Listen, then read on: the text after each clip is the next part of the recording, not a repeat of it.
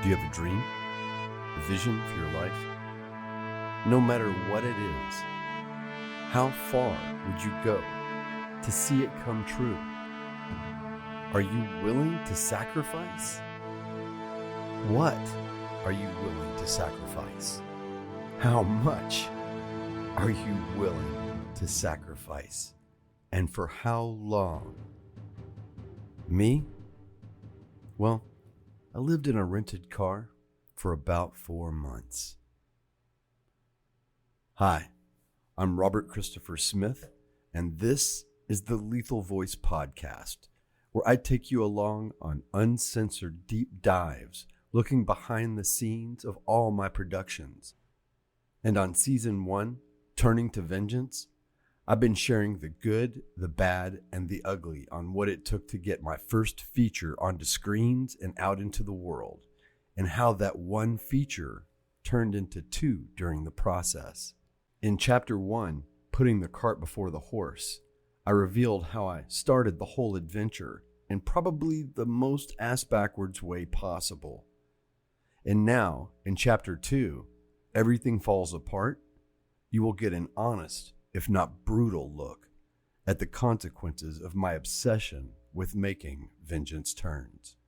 If you haven't listened to episode 1 of this chapter yet, it's called Slick Talking. You can catch up on it after you hear how far I was willing to go to keep my dream of being a filmmaker alive and my obsession with making vengeance turns, and find myself living in a rented car. How far? Living in a rented car is how far. But first, let's head back to the bug-infested shithouse one last time. In our last episode, you learned that the half-dead old lady I was renting from became a fully dead old lady, and my sweet but deranged roommates and I were told we would need to move out as soon as possible. My rent had been paid in advance, and I still had about 2 months left on my lease agreement, so I asked my roommates what their plans were. One of my roommates was a short, very wiry dude with about 4 teeth in his mouth, so we'll call him Gummy. Gummy was about 10 to 15 years younger than me, but he looked 10 to 20 years older, especially when his little cap came off. And anytime it did, he would go into a complete panic, getting it back on. You could see that big bald head. Gummy smelled worse than any human on earth that I have ever personally known. It was BO beyond BO. This was the kind of body odor that didn't just make you wonder when the last time he bathed was, or the last time he wiped was. It brought things to mind for me more like rotting animal flesh. And I still really have zero idea what that smell was. But I'll tell you this, I have been around some awful smells in my life and been able to get used to all of them except 2. One was the smell of an open body during an autopsy when my anatomy and physiology class attended this autopsy in high school, and that smell haunts me to this day, as does the smell of Gummy's BO. However, if you could stand to get past that smell, the guy was incredibly sweet. He would do about anything for anyone from what I had seen. When the half-dead old lady had still been half alive, Gummy had been somewhat of a caretaker for her. She had her real nurses and caretakers, but when they weren't around, she had Gummy. The guy would go to the store if she needed it and would empty bedpans and would wipe her clean, whether he ever wiped himself clean or not. He would use those foul-smelling little hands to put frozen ground beef patties in the microwave and then nuke them until they were a nicely consistent gray color to show that they had been cooked. And he would be glad to share it with you or cook one for you if you wanted. But chances are you wouldn't want one. The night my car got repossessed, it was Gummy who had come running into my room to let me know that he thought someone was stealing my car, and he was ready to go out there and mess them up if I wanted. Once my car was gone, he let me know that if I needed a ride anywhere, he would be glad to take me in his van. Let me tell you a little about this van. It had one seat in the front, which was on the passenger side. On the driver's side were some crates and boxes that he had kind of fashioned into a seat. The van had keys, but they didn't work. So instead, he used a screwdriver jammed into the ignition to start it. And of course, he had zero fear of anyone stealing it, since anyone who came upon it anywhere would safely assume it was nothing but junk and unlikely to even move. But it definitely moved. I rode in that death trap exactly one time after his kind offer. And I was scared out of my mind as this thing shuddered and shook down the street at regular 35 to 40 miles per hour speed limits. Watching the hood, which was wired shut, vibrate and pop as if it might just fly off at any minute. We would be next to cops in this thing sometimes, and it occurred to me that, like with the thieves, that we were invisible in this vehicle.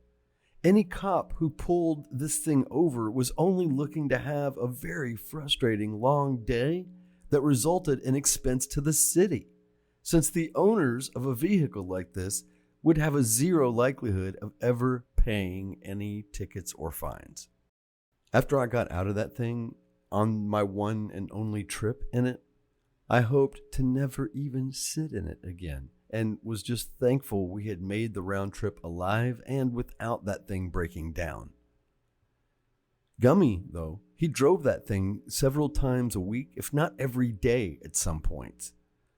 Our other roommate, who weighed about 75 pounds soaking wet, was a pill-addicted agoraphobe that we'll call Brutus. Brutus was an openly gay man in his 60s who, due to some long ago injury, had been living almost half his life on a very meager disability payment. But he was also covered on all the pills that made him feel better and made him as close to normal as he was really ever going to get. While the half-dead old lady was still alive, he would occasionally leave his room to lay on the couch and watch garbage TV and inflict it on the bedridden near ghost of an old woman. Once she was gone, he spent nearly every hour he was awake out there on that couch. Anytime his pills ran out, at a time that had been inconvenient for Gummy to take him to go and get them immediately, he would lay on that couch, practically crying, just wailing out to Gummy, even if Gummy wasn't there, about how bad he needed his pills and begging someone to go get them. When he had his pills, he seemed like he was in love with Gummy. Honestly, he constantly flirted with him in a way that was beyond flirtation and was something that even I, as a third party, found close to harassment just to be around it. I never saw Gummy do or say much about that either way, but I do know he never had a regular job the whole time I knew him, and while Brutus didn't have a lot of extra money, our rent was cheap and he didn't spend money on anything at all, from what I could tell. What am I saying? Nothing, really nothing. And besides, whatever deal they worked out was between them as two grown adults. But I do know that Gummy and Brutus would continue on together after we left the house there, and their plan was to continue their life together in one of these trailers that we see clustered all over LA in certain areas. When our eviction there was final, they planned to join the RV life together. And that is exactly what they did. However, due to the type of RV trailer they had, it needed to be on or at least adjacent to an actual piece of property or in a real campground. Why? Don't ask me. I really don't know. I just know where I went and visited them a few times. And I know the first time they showed me the RV, I wasn't sure it would make it to the next spot they were towing it to, much less survive multiple moves. The trailer was rough, and I mean rough. Almost like they couldn't stand even the slightest move up in the world once we left the shithouse. They wanted a lateral or downward move only. And with Gummy's smell, that teeny box was almost unbearable in a matter of seconds. But not to Brutus. He never seemed to notice or mind at all.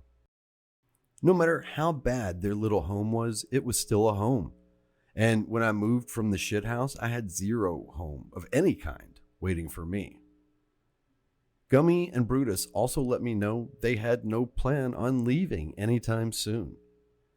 They had spoken with one or two family members about their plans and discovered that they would be returning a few times to pick through her things and then just sell the house in a few months.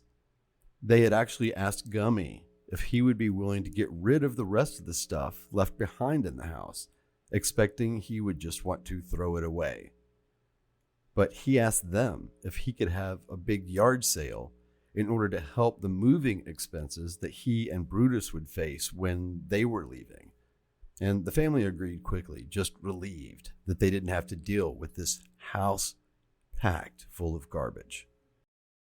My lease ran out, and we were able to stay there and squat basically for about another 2 months after that, a total of about 4 months after she had died. In the last week we were there, I moved a bunch of my stuff into a small storage unit and also set aside a bunch of my own stuff to sell at our big yard sale. Once we knew the house was sold and we had to move out, we made signs and posted them everywhere to let our neighbors and anyone driving by know that we were having this big yard sale. I even put some ads online that advertised some of the comic book collections, like my Saga collection, that I was letting go at a crazy low cost, but only if it went as a full collection.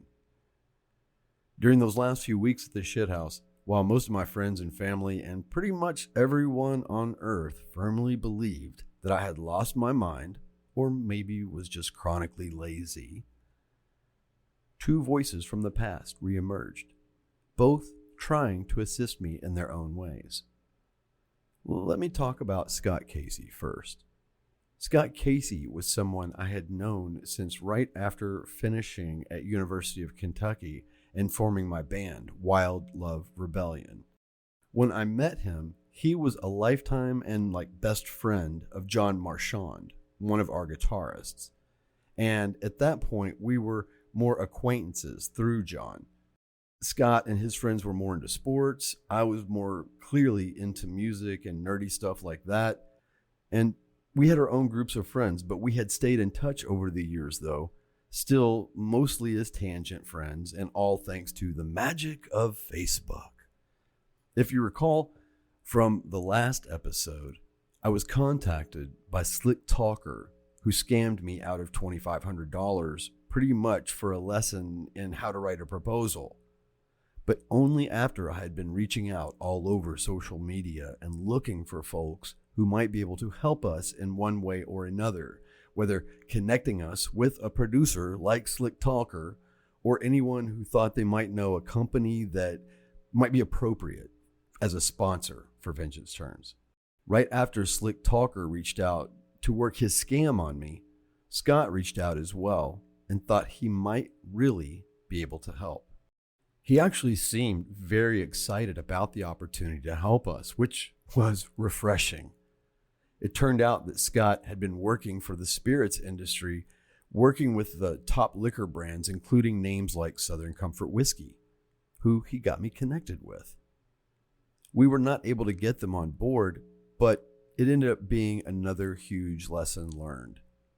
The contact at Southern Comfort said she stopped reading my screenplay on about page 6 when the word drunkard appears, which refers to a local named Roscoe who stumbles into the general store at the beginning of Vengeance Turns and starts ranting about skinning and scalping engines and making Rebecca further upset while she is talking to the local biddies about what she feels is the horrid treatment already being shown to the local kumeyaay. The reasoning and the rationale within the script didn't matter. The word drunkard was a very negative trigger for anyone in that industry. And had I thought about it, I would have cut it before sending. But as I said, lesson learned. I will never send another script or screenplay or story idea to a potential contact without first reviewing for any potentially triggering language. And hey, listen, if you're a filmmaker out there and you take nothing else from this podcast, please let it be that. Keep your audience in mind at all times. And this is especially true when approaching anyone for funding. Even after I screwed up the deal, Scott wasn't the least bit upset or let down. His immediate reaction was, well, she was only practice anyway. Now we know how to pitch when I get you in touch with somebody like Jack Daniels. Scott and I had many late night conversations about the film, about art, even about ideas he had toyed with writing himself, even sharing some of his writing with me. We discussed other business ideas and brainstormed a lot about ways that we could potentially fund Vengeance Turns. Somewhere along the way, Scott and I had gone from being just acquaintances, connected by friends from Henderson, Kentucky. Hey, Wilsons. Hey, Dustin Love. Hey, to any Marshaws out there listening. Anyway, Scott and I were able to find a friendship all our own. We're going to come back to Scott in the next episode. For now, I want to pivot to another voice from the past, and this one was from my high school, and we'll call this friend General Loudmouth. I had known General Loudmouth since early in high school, and like Scott, we were originally just acquaintances and connected by a mutual friend that we'll call the Whisper. I'm not sure if we'll have many other stories about the Whisper, but all you need to know today is that he was and is a really good guy, just as quiet and unassuming as, a whisper. Anyway, General Loudmouth, while one of his best friends, was also sort of his antithesis, just his complete opposite in so many ways. Even as a kid, General Loudmouth could be, loud and abrasive, obnoxious, both intentionally and unintentionally rude. Once we got a little older and he started drinking, he only got louder and harder to deal with. No surprise, right? We were friends in high school and then in college, but while we were at University of Kentucky, he basically ended up not achieving the same immediate level of success that I and some of our friends did. So he ended up leaving and joining the military right around the time we were just starting to fight Iraq for the first time in the early 90s. From that point on, I didn't see General Loudmouth too much. But like many of my generation, specifically a lot of us from high school and college, we remained connected by Facebook. So once the writing was on the wall that I was getting evicted with nowhere to go, my posts on Facebook weren't about looking for someone to help produce or fund Vengeance Turns. For a while, they were more about figuring out the next steps in survival mode. General Loudmouth saw one of these posts and he reached out, telling me there was no way he was going to let me just go be homeless. He said he was coming to pick me up on that last day of the shithouse and our big yard sale, after I had collected every last penny I could and had everything else tucked away in storage. He didn't want anything in return, but he did say he had one condition, and that was he didn't want me making any negative posts online about the turd that had just begun occupying the White House for the first time. He said, as a former military man, it just wouldn't sit well with him. And besides that, he had 2 sons who also, for some reason, were big fans of this sexually assaulting traitor who has been desperately trying to undermine our whole country and system for over a decade now. It's a whole other story. I totally agreed. That was a small price to pay, as far as I was concerned, just to have a place to land for the next night or two at least and be able to shower and use the restroom regularly and easily, which had been my biggest concerns with homelessness. I stayed with General Loudmouth for about 2 days, but the apartment was very small with 3 adult men already living in it and me making number 4. And it was in Orange County, while I was living and trying to do business in Los Angeles. All 3 would continue asking me the same question I had been asked by the rest of the world about why I wasn't just running back to teaching. I told them about Vengeance Turns. I showed them the shorts that we had made up until then. They liked what they had heard, they liked what they saw, but still just didn't get it. At this point, there was really no turning back for me anyway. Even if I had wanted to get a job as a teacher, not many schools are hiring homeless people to teach their students. General Loudmouth had literally warned me directly that he was dealing with alcoholism since leaving the military, and he proved that the first night I stayed with him, and then each and every night I saw him after that. After that very first night, though, I woke up the next morning committed to getting a rental car just to have my mobility back, and I had already gotten the sense that my stay with the general would be short-term at best. During that very first drunken evening, he had launched into some wild racist rants, some of which very ironically and just very strangely were involving the woman that he was madly in love with, who happened to be from the Middle East. My problem renting a car may or may not be obvious to you, but I was broke. I was homeless. I had bad credit, and every credit card that I did have was maxed out. But as always, I was not just going to take no for an easy answer, and as much as I hated driving for rideshare companies, I saw an ad for a company that basically rented exclusively to rideshare drivers. I filled out the online application, and just like that, I was back to driving for rideshare. After the second day with the general, I had him drive me to pick up this rental, and when I said goodbye, I really wasn't sure if I'd ever see him again or not, figuring I would literally just live in this rented car. And as little as I knew I would like it, I was as committed to this plan as I was to being a filmmaker or making Vengeance Turns. That drive and focus was all that allowed me to make it through even those first 3 or 4 days. I still remember that first night finding a place to park in my old North Hollywood neighborhood, just around the corner, in fact, from the shithouse. The vehicle I rented was one of those small crossover SUVs, so there was a little room in the back once I folded the seats down, but only a little. Nowhere near enough to stretch out my only 5'10" frame.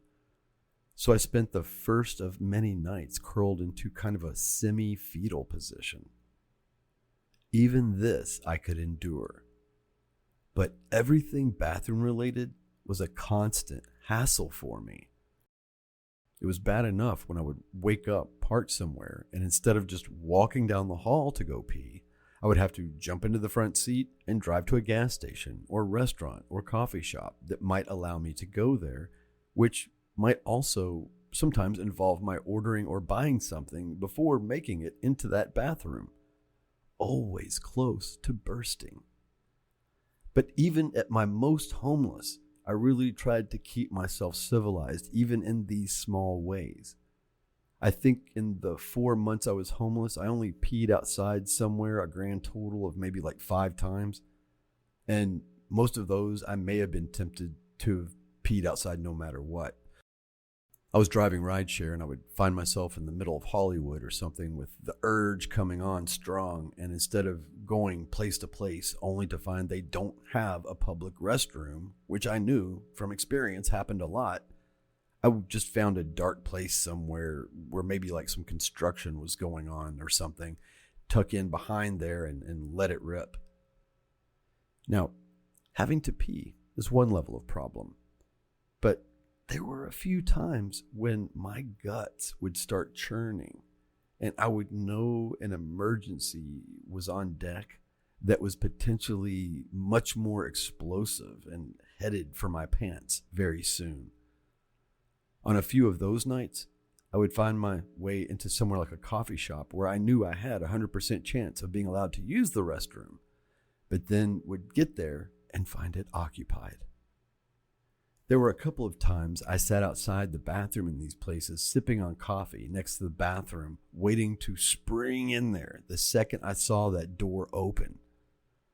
And I try to keep these times in mind now. Anytime I'm walking out of a coffee shop or restaurant bathroom and some sweaty and shaking homeless person comes lunging toward me, I just step out of the way.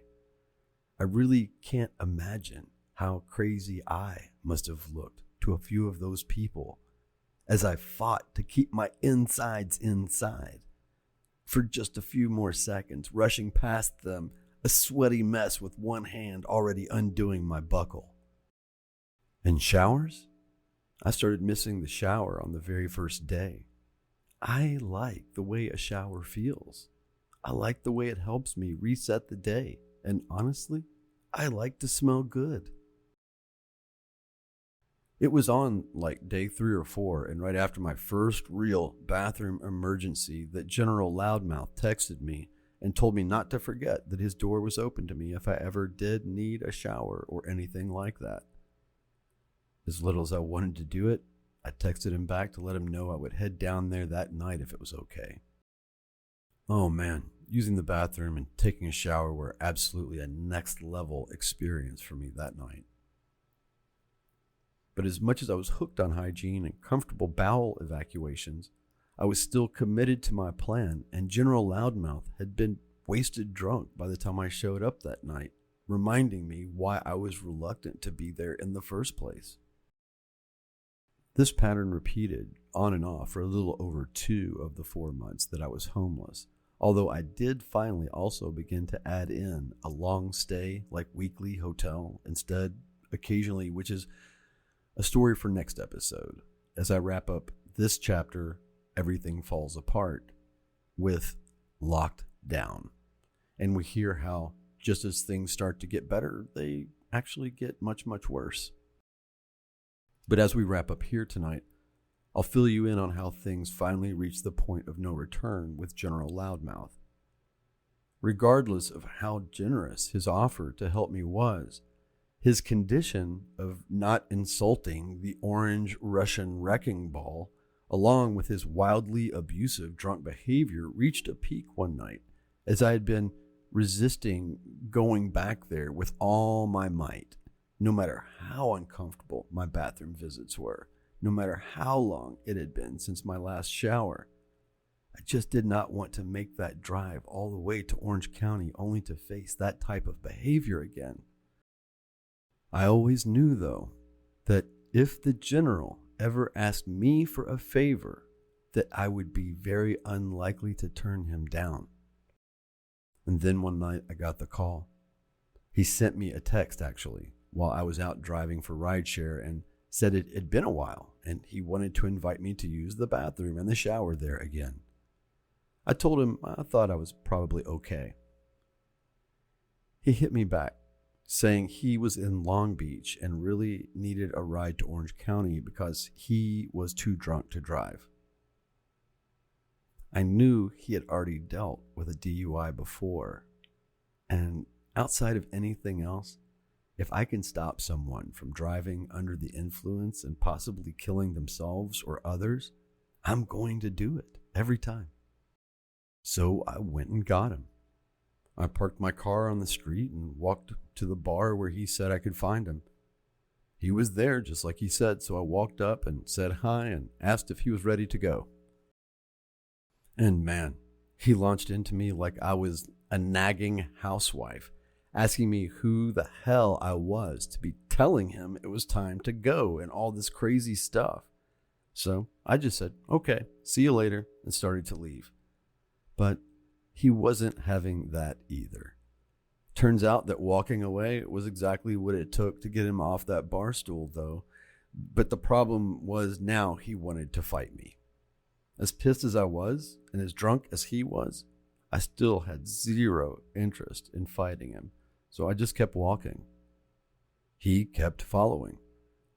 He stayed across the street from me, but he continued to follow me and scream at me and threaten me, with me only occasionally replying innocuously as possible until I found my way back to my car.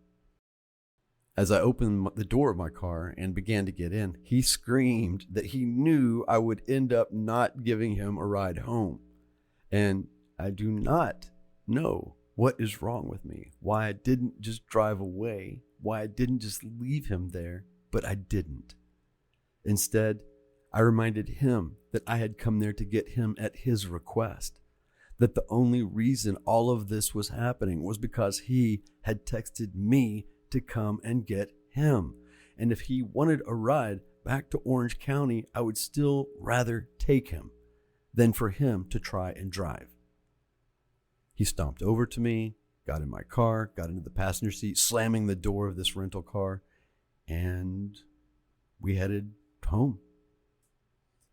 Neither of us spoke for the entire drive back to Orange County, which took about 35 minutes. And honestly, I was pretty terrified of what he might do at any minute for the entire ride. This was a guy who had once put his fist all the way through the windshield of an ex-girlfriend. Once back at his place, I blew up my air mattress without saying a word, gathered a few things, went into the restroom to get that shower that I wanted and now really needed so badly. I took my time in that shower too, knowing it was my last time there and probably last anywhere for a while. When I got out of the shower, General Loudmouth and his 2 adult sons were sitting together and all 3 were crying. As I got into my bed and went to sleep, I listened while I was discussed as being ungrateful and called a string of slurs that made incorrect assumptions about my sexuality. Bad feelings were chasing me into my nightmares that night and had me wondering if my whole life was becoming a nightmare, all because of my obsession with making this movie that didn't seem to matter to anyone except me. I was sure that things could not get any worse. I was wrong. Come back next week for Lockdown, and we'll wrap up Everything Falls Apart, Chapter 2, and prepare for Chapter 3, Lockdown Productions. You can watch both Vengeance Turns Volume 1 and Vengeance Turns Volume 2 for free on Tubi right now, by the way. The link will be in the description below. And the Tubi links, and there's a lot more on vengeanceturns.com as well. I'm Robert Christopher Smith, and you have been listening to the Lethal Voice Podcast. Until next time, lethal ones, stay focused, stay generous, and stay friendly.